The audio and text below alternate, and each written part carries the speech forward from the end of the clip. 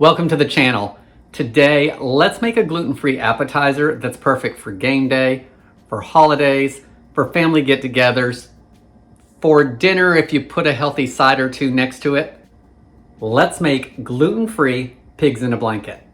I'm Jamie with SavorySaver. I share gluten-free recipes, tips, tricks, and resources to make your gluten-free lifestyle easier.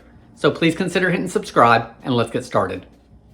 Before we get started, this recipe comes from the gluten-free website, glutenfreebaking.com, and the recipe itself looked pretty easy to follow, and ingredients-wise, it actually had simple ingredients that I could easily get my hands on, and less ingredients than some of the other recipes I looked at. So I thought I would try this one, and as you know, if this recipe doesn't work, there's always more recipes, because with gluten-free baking and cooking, you're always looking for the one that works and tastes the best. So of course, for gluten-free pigs in a blanket, we need the pig part. So I have got one 15-ounce package of hot dogs.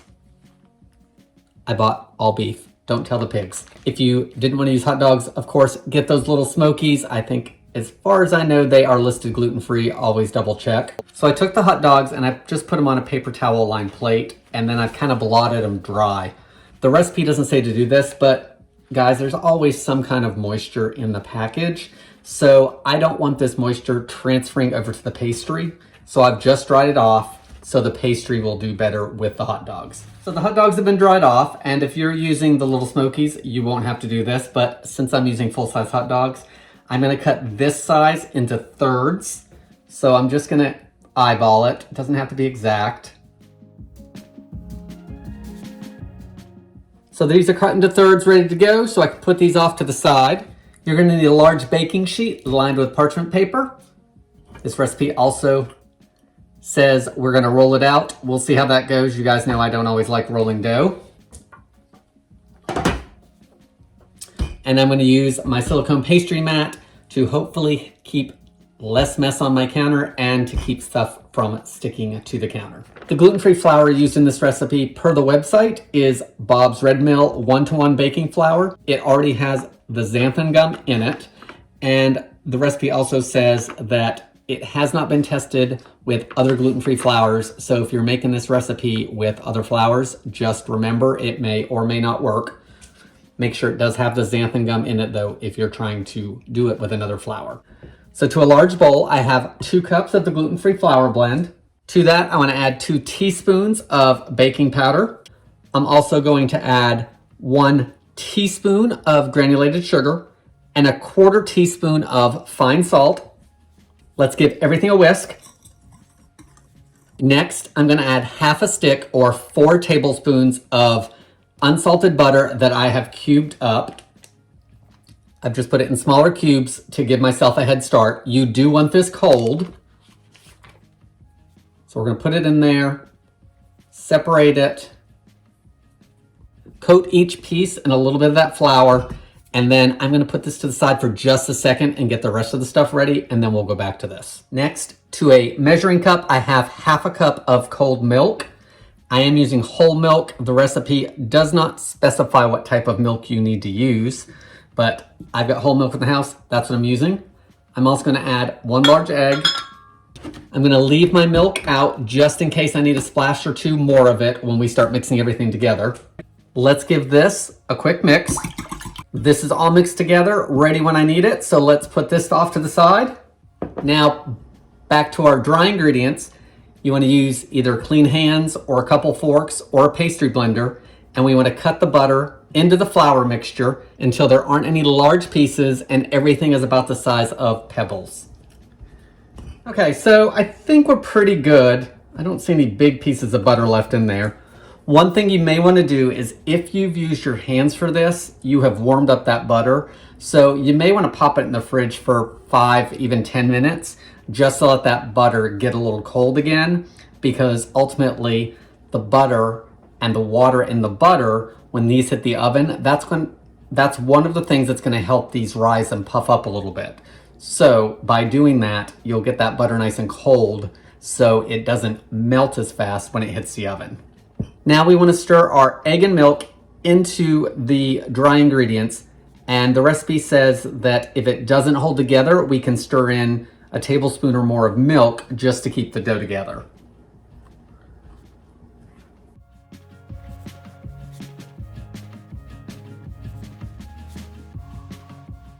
Okay, so I've stirred it all together. I do have some dry dough, so let's see if my hands will force it together before I add any more liquid. So it's mostly come together, but I still feel it's a little dry. Instead of adding a tablespoon, I'm gonna start with a teaspoon. That's a pretty big difference between the two, but I don't think it needs that much more milk.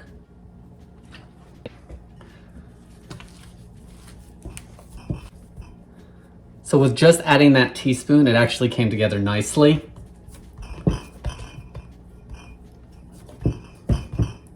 I don't think we're gonna need any more liquid in that. It actually feels pliable, so hopefully rolling will not be an issue. At this point, I'm gonna turn my oven on, so hopefully it's ready when I am. You wanna preheat your oven to 400 degrees, so let's get that started and let's get these rolled out. So I've put a little bit of gluten-free flour down on the board and also my hands to keep them from sticking. Let's knead this a couple times.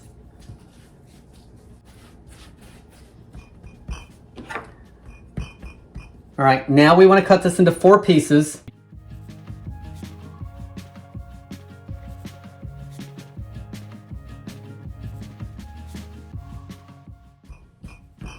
All right, we'll see how even they end up being. All right, I've taken one of the pieces and I've put it into a rectangle shape because I'm not great at rolling. So if I start with a rectangle, hopefully I'll end up with a rectangle. So we want to roll this out 8 inches long by 5 inches wide. So just go over it a little bit at a time, and then you can square it back off, both sides. So I didn't think this through. I have centimeters and I'm telling you to roll in inches. So let's fix this so I can actually see what I'm doing.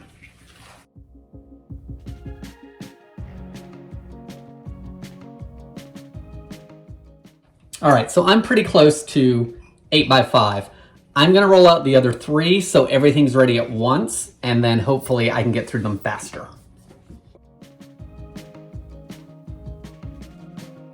Okay, so all 4 sections are rolled out, and honestly, I had very little tearing and I didn't really have any problems. I just continued to use a little bit of gluten-free flour underneath if I needed it, but this was super easy. It literally took under 10 minutes to roll out 4 of them, so probably somewhere between 7 and 8 minutes. So I think that's great. I am gonna get a knife that's a little bit sharper than a butter knife. So instead of using a knife, I'm gonna use the bench scrape. You wanna cut these into each one into 8 1-inch strips. So I actually have, or I can just cut it along each place.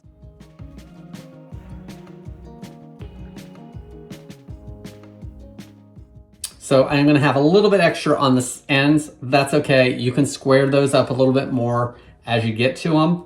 So let's put these over here. Let's do a couple of these and then I'll jump ahead, and if I have any problems, I will let you know. You wanna take your hot dog and roll it up. You want to take the seam and make sure it is seam side down on your parchment paper. These should puff up some because of that baking powder and the butter expanding. So we want to make sure they're seam side down because we don't want them unrolling. So there's another example. The bigger pieces like this, I'm going to use a bigger piece of hot dog because I didn't measure. I just kind of cut what looked like thirds. These are rolling so easy. I'm very excited about this recipe, so I hope it comes out well. Let me finish this up and we'll move forward. I just want to show you guys, I'm on the 3rd set of dough and they are cutting so easy. No problems, they're not falling apart. I'm very excited about this recipe and how easy it's going. So the final thing we need to do is we need to brush these down with an egg wash. So I've got 1 egg, and the recipe calls for a couple teaspoons of water. I have some milk I'm trying to use up, so I'm just gonna put the same amount in milk. So it looks like, before I can do that I need to take shell out of my bowl. See that? That's why I don't break eggs on camera, because it never fails that I get eggshell in something. Okay, couple teaspoons of milk, whisk it up.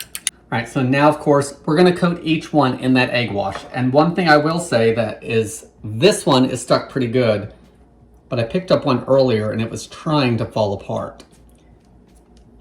If you find that these aren't sticking enough, take a little bit of egg wash and just brush it on that bottom portion, and then that'll help it stick. Most of them should be okay. That one's a little loose. You don't have to do this, but it's just a little bit of insurance, and you're probably gonna have enough egg to do it. But that will help it stick.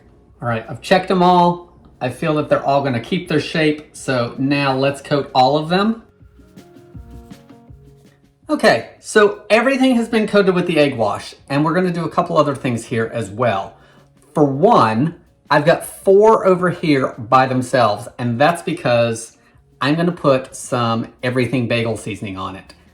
Like many of you, Tara also reacts to other things besides gluten, so the other big thing she can't have is sesame, which is in a ton of stuff.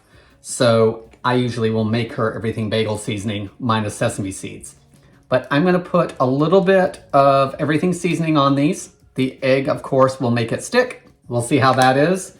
The other thing is, I had extra dough. So this is a great time to test it and see how well it bakes on its own. Because if it bakes up well and tastes good, there's no reason you can't use that pastry as a base for other recipes.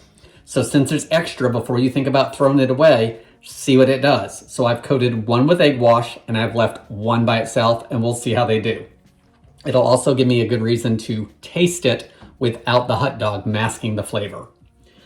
So we need to get these baked off. You are gonna bake them at 400 degrees for about 18 minutes until the dough is light golden brown and the hot dogs are hot. Then we're gonna take them out from the oven and serve them hot. Mine will probably be lukewarm because, of course, I gotta get you guys a couple of photos before I can try them. The extra egg wash, I'm gonna have to cook that off for Oliver. He is at day camp today, but he always appreciates the egg when I cook it up for him. So when the dog gets home, he'll have some egg with his dinner.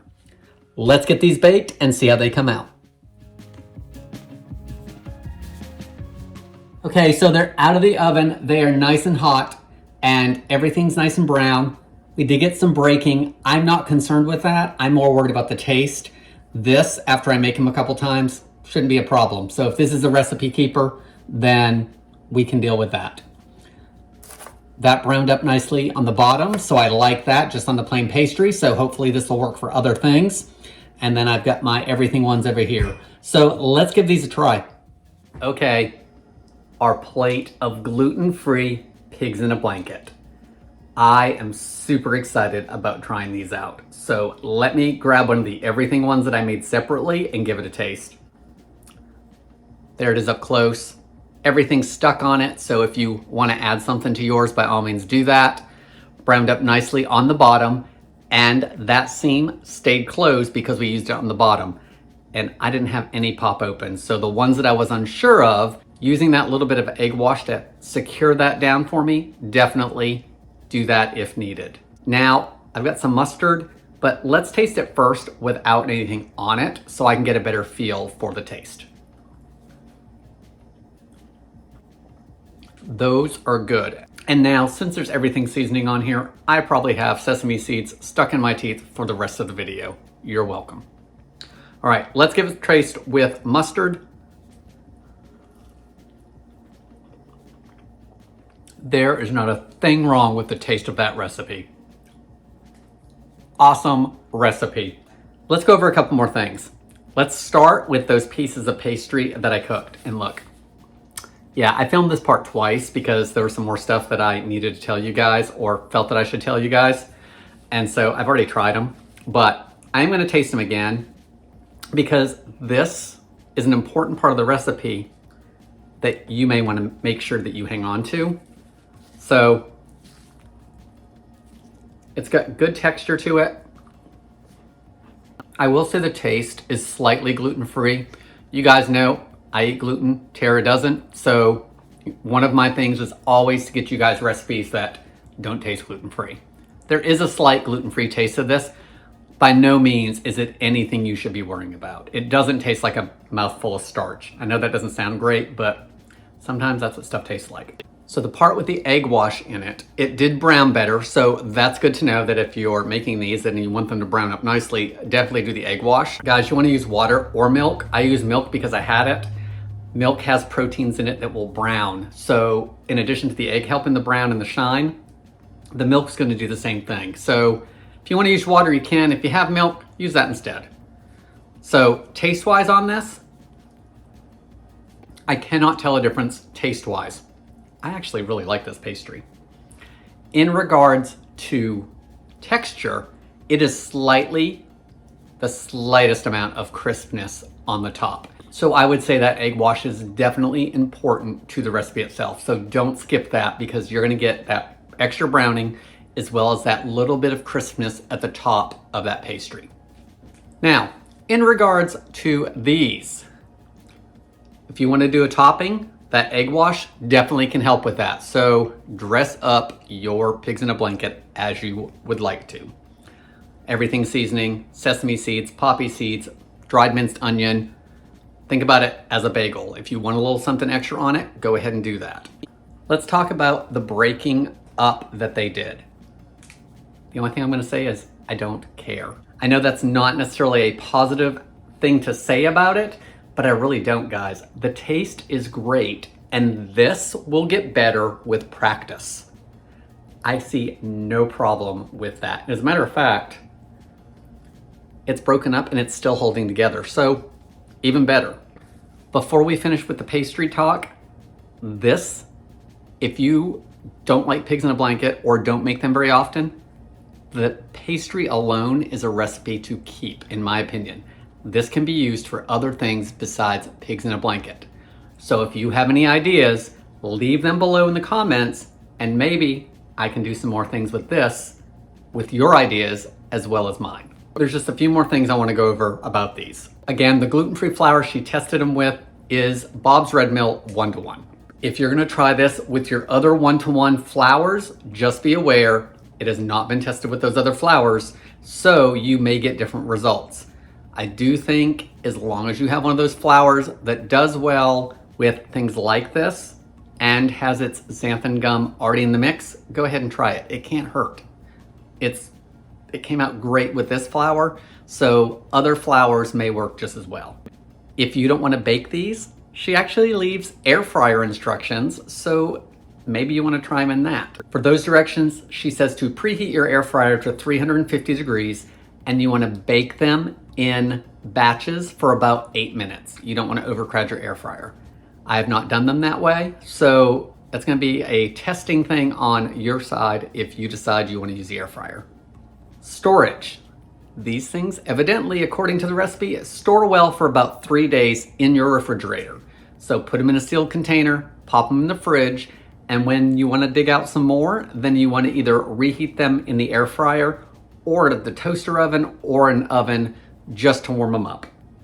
You can do it in the microwave, I'm sure, as well. The recipe actually says you can, but you know, that crust is probably going to get soggy like any other thing does in the microwave. Guys, thoughts, likes, dislikes, comments, love to hear from you. I want to thank you guys so much for watching, and as always, I hope to see you in the next video.